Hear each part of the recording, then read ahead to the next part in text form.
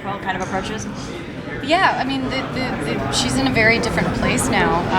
She's suffering from post-traumatic stress from the first games, and she also has to get used to this new life of not having to go and hunt for her food and not having to, worry about how she's going to eat, which kind of leaves her feeling helpless and different. And then when she's going back to the arena, she's got a much bigger set of people that she has to save now. Originally, she was just trying to save her sister and trying to save her own skin and then trying to save Peeta. Now she kind of has a much broader idea of who is looking at her and what she's actually standing for. And she's not sure if she should just run. Now the media loves you, but the internet loves you way more. How do you feel? Wow. Thank you. I feel like how do you feel about the way the internet feels about you? That's great. I mean, that's awesome. How else would I feel about that? I'm pretty bummed. Yeah, it's kind of crappy, whatever. Yeah, no, it's great and a miracle. I feel like total miracle. Can you talk about the difference in Francis Lawrence's approach for Scary Rosses in the first? Yeah, they're very different, and in both ways, you can see that they're perfect for whatever you want to do with these movies.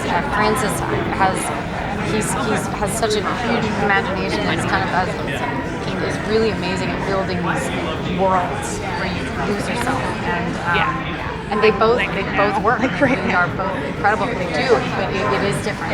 And in a lot of ways, I'm really excited. Obviously, you always are. Thank you, guys. All right. Thank you. Hello. Hi. Hi. We're going to get a little party on here.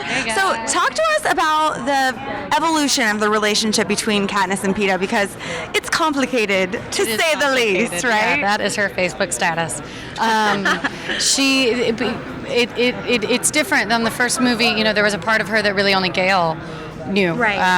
And now she and Peeta have been through this thing together that really they're the only people who can understand what they've been through. And Gale, as much as she loves him and as much as he loves her, he'll never understand that side of her. Right. So in a lot of ways, she kind of starts to feel closer to Peeta and starts to miss Gale.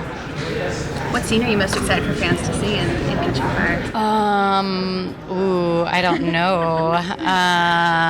Looked like you were doing some pretty cool things in Hawaii when you were filming. Yeah, that was fun. Maybe some Hawaii stuff or that wedding dress. That was huge. Oh, was that not? It was a white dress. We saw it. There's a book. You won an Oscar while making this movie, in case you weren't aware of that. Did you use it to settle arguments on set? Did you bring it with you? I used it to create arguments on set. Yeah, no, after I got back, I came on set and was like, things are going to be a lot different around here, everybody. I just carried it around. Made sure nobody forgot. Did it change anything for you in a way? Yeah, it changed my personality and my value system. Absolutely. Yeah. Immediately? Yeah, Overnight? why wouldn't it? That's what those are for. Become a total a-hole. Oh, yes. Yeah.